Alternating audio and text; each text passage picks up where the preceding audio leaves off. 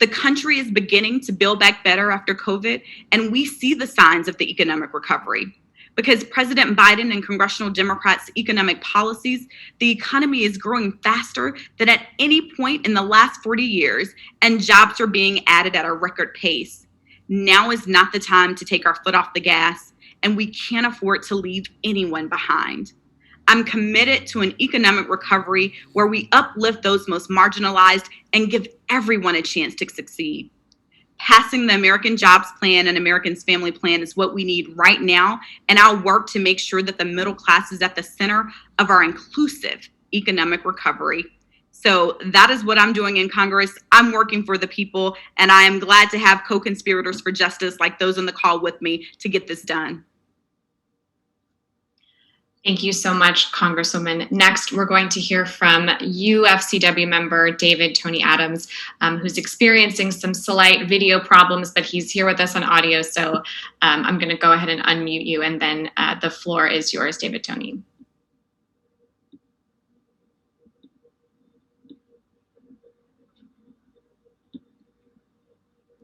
If you're speaking, just make sure you're unmuted, David Tony.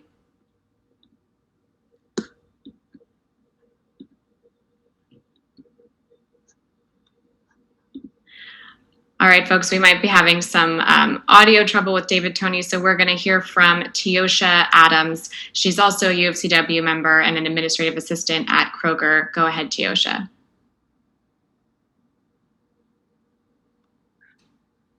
Hi, y'all. My name is Teosha Adams. I work in Atlanta, Georgia, and I live in Atlanta, Georgia as well. I work at Kroger as an AA, as Maddie said. I'm a UFCW member, and I'm the shop steward at my store. As an essential worker, it's infuriating that we have 25 of the richest Americans not paying their fair share of taxes. They're exploiting the system through loopholes. We need them to pay their fair share so Congress is not looking at hardworking people such as myself to foot the bill. It's infuriating that we have these billionaires that make so much more and pay less in taxes than workers like me. The system wasn't supposed to work this way. It wasn't supposed to have all these loopholes and let the super rich get away with not paying their fair share. Republicans and the super wealthy people have been exploiting the system. We need to invest in our communities. We're coming out of a pandemic, but there's still so much more to be done. We need to invest to fix our highways. Atlanta traffic is horrible. We need to invest in our schools so our kids can get a good education. To do that, we need the wealthy to pay their fair share of taxes. So we make these investments to help build back Georgia better. If Congress is expecting to take from the American Rescue Plan to fund infrastructure, that's the same thing as robbing Peter to pay Paul. That money was supposed to keep our schools open to make sure working people can recover from the pandemic. I know in my family, we won't be able to afford having the schools not be open next year.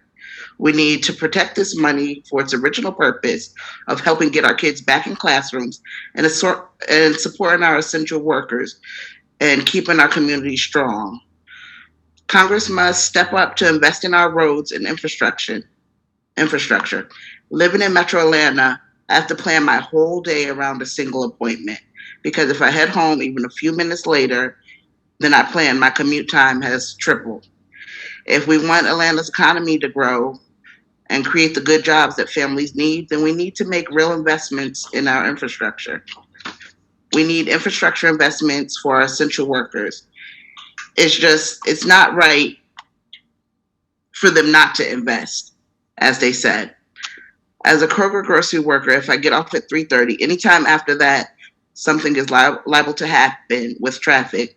And it might take me an hour just to get home. And on a good day, it's only a 20-minute drive. When I have a doctor's appointment, I make sure to plan my doctor's appointment to be at 10 o'clock because I-75 is a nightmare. Congress shouldn't be paying for infrastructure by shuffling money from one bill to the next.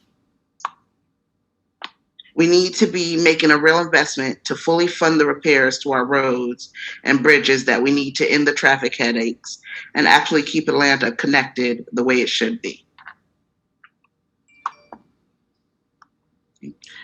Thank you so much, Teosha, for those words. And now we're going to hear from David Tony Adams.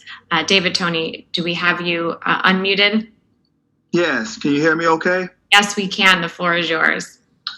Okay, I apologize for the video problems I'm having. But hello and good afternoon. I am David Tony Adams.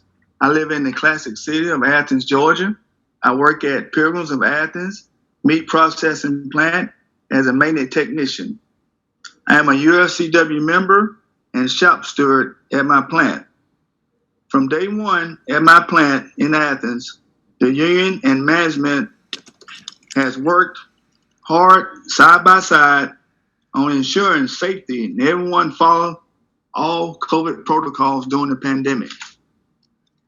When it comes to Republicans in Congress pushing for working people to foot the bill on infrastructure, that upset me. At my meat packaging plant where I work, many people make less than $15 an hour, but they pay their fair share in taxes. These are hardworking Georgians struggling to pay for child care, for school costs, for their kids, as well as costs for a daily commute back and forth to work. It was already tough enough in Georgia working to make ends meet during the pandemic. It only made it harder. For the rich not to pay as many taxes as the average worker makes me upset. We need to fix this broken system ASAP so that everyone, including the wealthy, pay their fair share in taxes so that we can invest in infrastructure for our communities and our kids. Rich families can pass down wealth from generation to next. For working families like mine, I have to save at least $3,000 a month to make it at 65. If I just work and I'm unable to save, I won't have enough money for retirement. Any tax break for the average American like myself would be big help for me and my family. I'm an essential worker who has worked on the front line from the pandemic. The billionaires got richer and we got nothing. We should not take COVID relief money meant to keep essential workers safe away to pay for infrastructure. This money should be used for what it was intended to rescue Americans who are in debt, out of jobs, or struggling from the pandemic. We need to make sure people know this money is here to help them, and we need to protect it so it goes to Georgia working families who really need it. And we need to make investments in infrastructure now. Strengthen internet access also is important for rural communities in Georgia.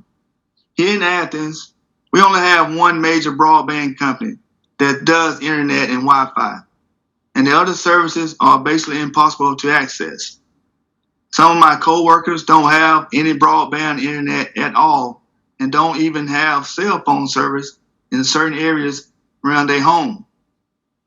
It's a long past time for Congress to invest in Georgia rural communities and fix the internet gap that working families face. Not only do I take care of my grandkids, I also take care of my grandparents. My elderly, making elderly care more affordable is so important to me. I'm blessed to have grandparents that are over 90 years old. They need consistent care. I work at Pilgrim's Pride Meat Packaging in Athens, and when our plant was hit by a cyber attack, we had to shut down for 2 days. It was scary and tough for myself, my coworkers, but we didn't know how long it was going to last. People are afraid of this might happen again. What do we do if the next shutdown is 2 months or more? For workers like myself, with older parents, grandparents to take care of, we need Congress to make elderly care more affordable so that we aren't just praying and hoping we have enough to pay the bills. Thank you. Thank you so much, David Tony. Now we're going to open it up to some Q&A. So as a reminder, if you have a question, you can just press the raise hand button below on your screen, and I will call on folks in the order they ask the question. And we're going to start off with an emailed question we had directed at the Congresswoman, but I encourage David, Tony, and Teosha to also give your views.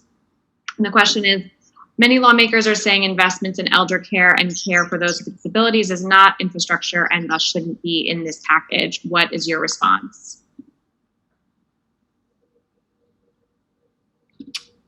So when I hear those questions like that, I think about what we all saw during the pandemic. When we saw schools shut down, childcare providers shut down, and even if the economy opened back up, what were you going to do with your children? Care workers are an essential part of our infrastructure in this country because people cannot go to work without their loved ones being cared for at home. So I look at things that were once not considered infrastructure, but today they are. And as we move forward, we have to reimagine what infrastructure looks like in this country and what does it take to truly keep our economy open and moving forward. So I'm continuing to push forward so that we can make sure that things like housing and childcare and care in general is included in a robust infrastructure package. We have a once in a generation opportunity to get this right. And so we need to go big, bold, and visionary.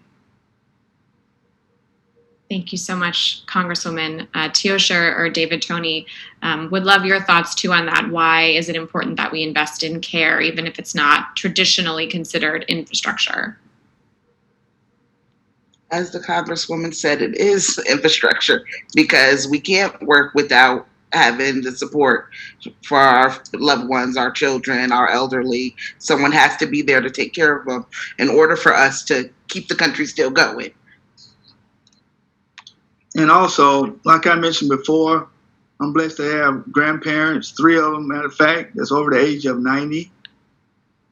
That help would definitely help me and my family from the struggles we have, making sure the doctor visits are met, to make sure they are fed and took care of. That would definitely help my family and lots of other families that go to the same situations that I am going through. Thank you, David, Tony. Next question for the Congresswoman, but I encourage all 3 of you to respond.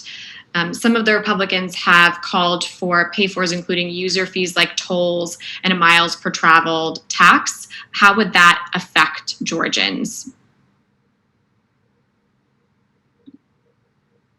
Well, first, paying for an infrastructure plan on the backs of marginalized communities and communities that are already suffering, trying to claw out of this pandemic is not the way to go. I will never support a regressive tax. And so I hate to do this to you, Maddie, but the notion of your question is flawed for me because we need to look at not how it's going to affect Georgians, but how are we going to do this without even bringing that up in the conversation, because we're not going to pay for this on the backs of hardworking families who are already doing their fair share. What we need to make sure that we're doing right now is making sure that companies are paying their fair share of taxes in this country. And when you look at who profited during this pandemic, it wasn't the American people. It wasn't workers who are out every day keeping our economy going. So we need to make sure that we are addressing this and reminding people that no matter what someone else tells you, no one making less than $400,000 a year will have to pay any increase in taxes to make sure that we have a robust infrastructure plan that is truly bold and visionary. So we're going to get this done, Maddie, and we're not going to do it by passing on fees to the hardworking class people of this country. Thank you, Congresswoman. And I know that the Congresswoman's got some restraints on her time, so I'm just going to let David, Tony, and Teosha, if you've got any last thoughts you wanted to add before we wrap up, please, the floor is yours. Oh, you're muted, David, Tony, apologies. Yes, I would like to say thank you for your time, Congresswoman, for sitting down and talking with us. We definitely have to work together in this situation. A lot of people are suffering all across this state. We really need to support of people in Congress and above to help us get through this situation, to make this country and this state better than it was before. Thank you. Thank you so much. Thank you all for having me. Thank you, Congresswoman. Well, thank you very much to our fabulous speakers. Congresswoman Nikema Williams, thank you for fighting for this bill. David Tony Adams and Teosha Adams, thank you so much for lending us your voice. And to the press on the call, thank you for covering this issue, and let us know if you need anything else. And with that, we'll wrap it up. And I hope everybody has a great rest of their day.